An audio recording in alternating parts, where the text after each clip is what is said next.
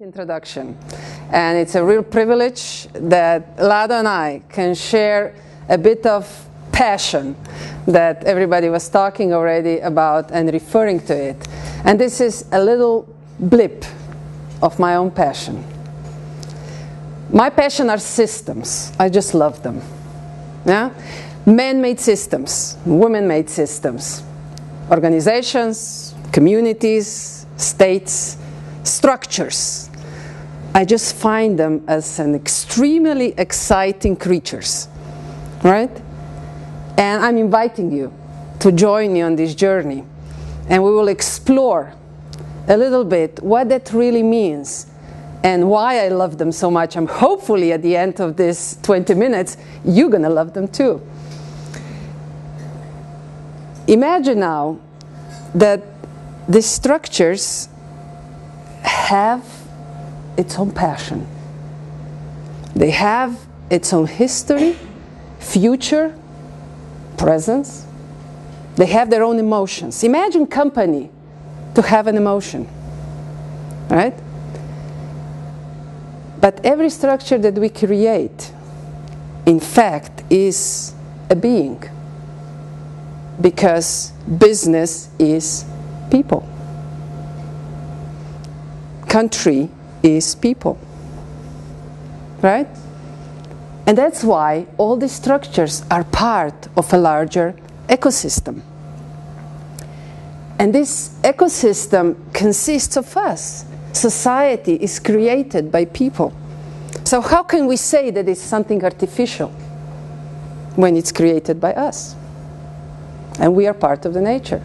So everything that humans create is part of nature. Technology we created cannot be something out there, not our responsibility, not part of our lives. Of course it is. We created it, right? So it is part of our nature, of our ecosystem, of the Mother Earth, because we humans are part of that. So on this journey, I'm inviting you to think, even though that maybe we can sense this, why don't we treat the structures that way, right? We created them to support us. We created them to help us, that we can be better. Why don't we treat them that way? So when I started asking the same question to myself, when I started to think about it, suddenly in front of me this model of evolution, of business evolution,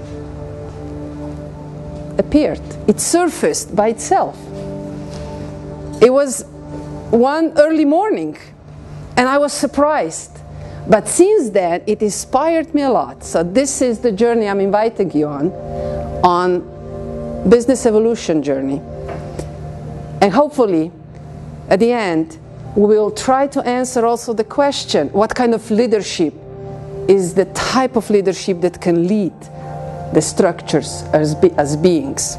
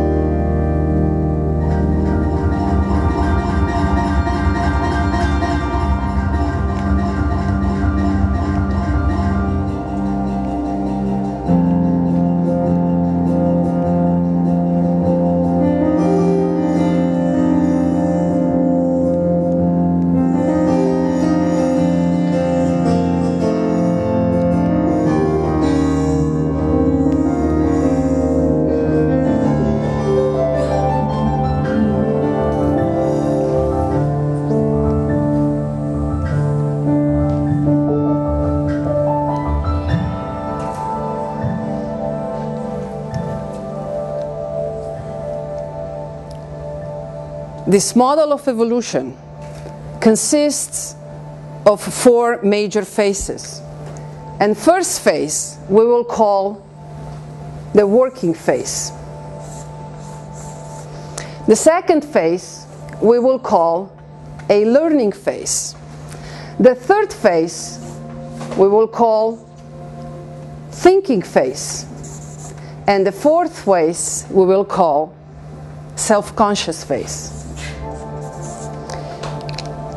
What this model of evolution of structures is allowing me is to actually feel and see what really creates value in a society, in business world, in local communities, in a society as a whole. What this model is allowing me is to exercise what kind of tools we actually need in order to evolve throughout these phases. And interesting enough, the characteristics that are showing me and telling me the story show that companies, organizations, NGOs, they do not move through these evolutionary phases based on some time sequence. We cannot say that one organization will move on in 3 months, or in 1 year, or in 2 years. The experiences are showing that there is something else that creates the change. And I'm offering you to think, instead of in a time terms, in the terms of consciousness. So, structures evolve when the consciousness of people who actually create and live those structures evolves. Right? So what would that mean for the society? We cannot say in how many centuries we will move forward. But we can say for sure that when we change, our structures will change as well. And we are creators of our own change. Right? Besides these internal forces that are happening within this evolution model, there are also external forces that are present around these structures, and they also have an impact on the way how organization or a company or a group of people will behave. So internal and external elements and forces are those that shape, create, and evolve any kind of structured domain created.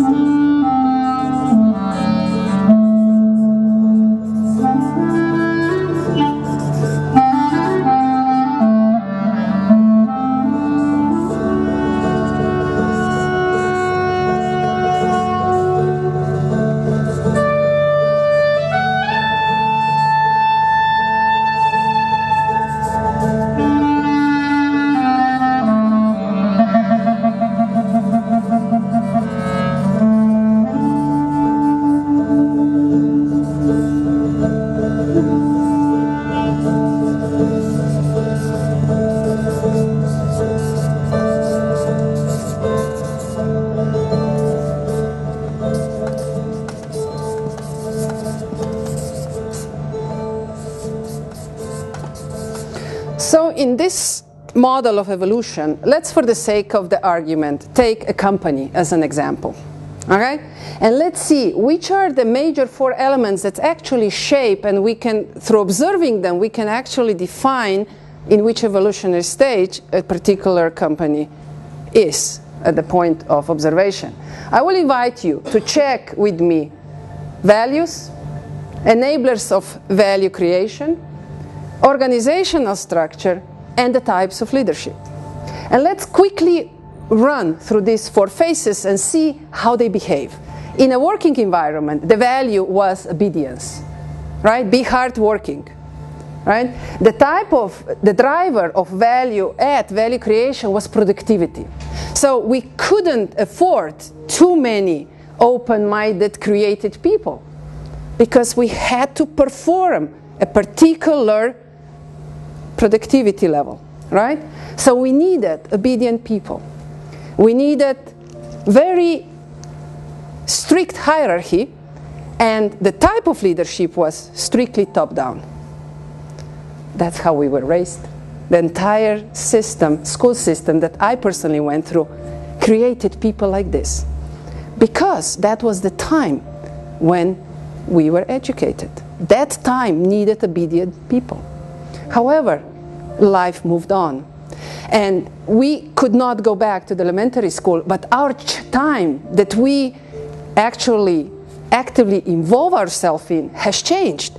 The second phase that came to surface, which is called the learning phase, already introduced a new type of value.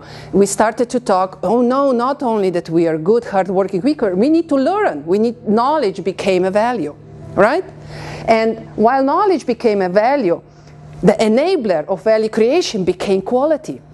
So we needed not only to be good and obedient and follow the rules, we suddenly had to look at the process and improve that process all the time. The quality became the winning factor. And the organization, in order to capture this new need, became much more flatter, so-called flat organization.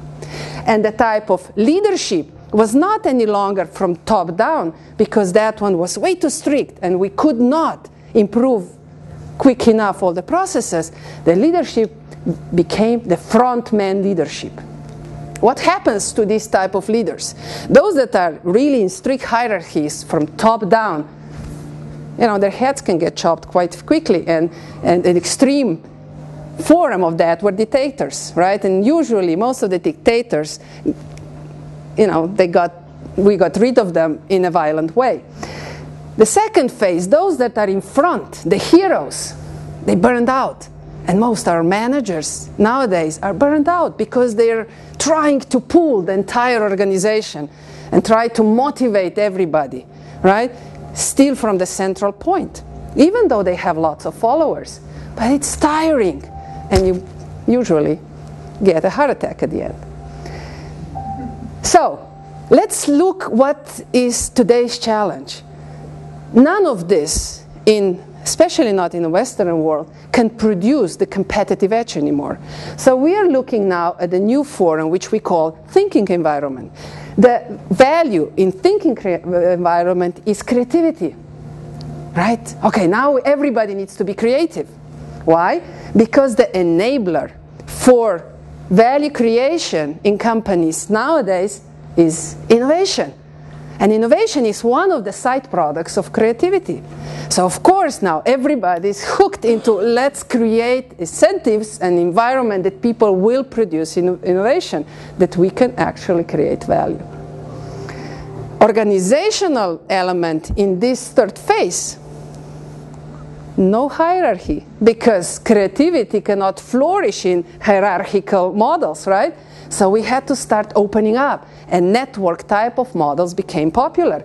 And the leadership, wow, boy, here we are challenged, because none of this stereotype leadership is the right one for this type of environment. So we need a completely new type of leaders. And we will get back to this, but I'm offering you, just for the sake of discussion, think about leadership within, whatever that means to you at this point. And here is the fourth phase, self-conscious phase. What do we see here?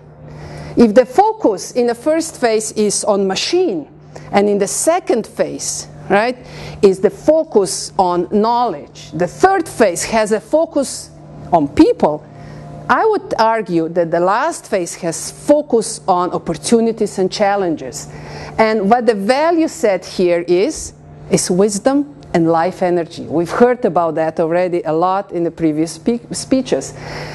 The value enabler is intuition, because we are no longer can rationally grab and make decisions, but we have to be sensitive with our body as an antenna and take all this information around us and subconsciously process them in decision making, right? So intuition became the value creation. Organization, of course, if you want people to really freely make decisions, you cannot stuck them in any kind of organizational charts anymore, right?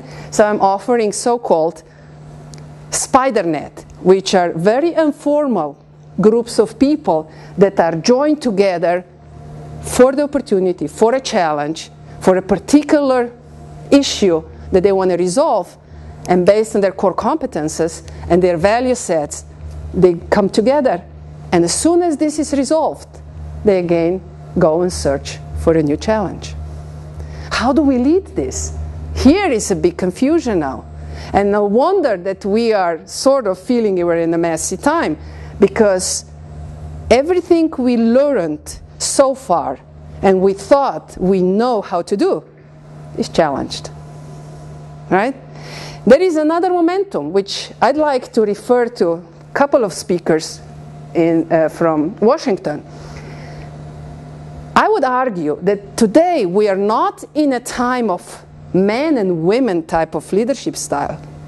What we are seeing is that the first two phases required focus, which means in Asian philosophy, it's a male energy. It's not a male sex. It's a male energy. Every human has both energies, male and female. Men were just challenged and invited to develop the male energy, and they were in a better position to do that. And they were governing from that point of view. So any kind of woman that wanted to join those positions had to develop her own male energy, because the female energy was just not suitable for the time that we lived in the last couple of thousand years. What's happening here, which also was referred to the first speaker very nicely, in thinking and self-conscious environment, there is nothing about masculinity. It's about creativity, soft touches. So suddenly a female energy is gaining in power. And there is a slight advantage now for women, because we were taught the whole life how to develop female energy. So we are comfortable with it. And I'm just inviting men to rediscover that part as well and join the circle, because the future is in balance. We need to balance. And as soon as we balance, we're going to find the right solution for sustainable and responsible development on this Mother Earth.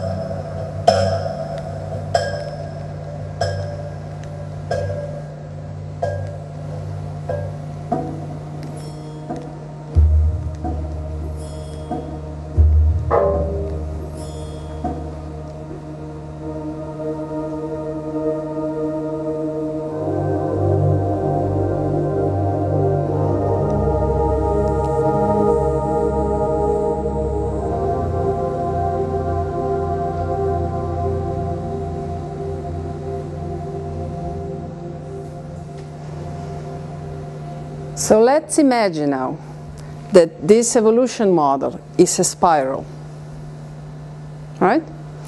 So this is not at the end. We're not going to fall off, but we will start a new circle.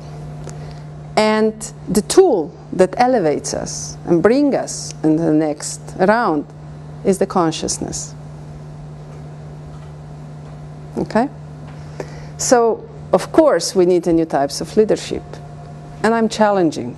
And I'm boldly going, of course, to somewhere that I'm not really sure where I'm going to end up.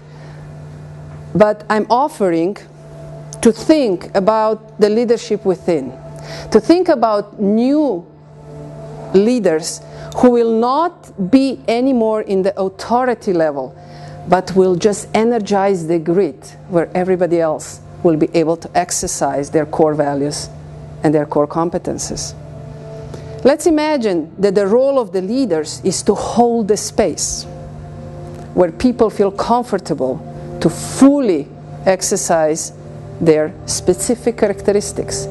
So the leadership is just another good skill, right, that is necessary for other people to safely and focusedly join in a process of problem solving or answering new opportunities. So let's look at these new types of leadership in a sense that brings light from all of us. We're all beautiful creatures. We just need an opportunity to shine. And I'm not just talking this from a philosophical point of view. I've been in this business now for 10 years, and that's all I do. And with companies who were in red figures, in about 2 to 3 years, we become European leaders with the same amount of people, with the same people. Companies don't employ new people. They just allow their employees to shine. That's an amazing experience. So there must be some sort of answer. I'm not sure if I already have it, but I'm searching. And I'm inviting you to search and seek answers. And because all the structures are created by people, there has to be an answer within us. Nobody else will solve this issue, right? But us. And we're testing this new model within INCO movement, which is a civil initiative that has no structure, no official structure. We boldly go within that movement as well. But we are trying to develop new tools, new leadership style. We try to understand how the society could function out of hierarchical organizational boxes. First initial results are great. What we're going to find in a couple of months or years, who knows? But we're very encouraged. And I truly believe that this is something maybe that this Slovenian space can offer to the global community and to the global database of knowledge. Because we are small, because we have an enormous history of cooperation on a horizontal level, which for the change is an advantage. We never had royal family. So we are not bound to some sort of hierarchical structures, right? And hopefully we will create and be able to manifest and teach others these new techniques. So I'm inviting you, join us, search, create, report, share, and of course, first of all, enjoy the journey. Thank you.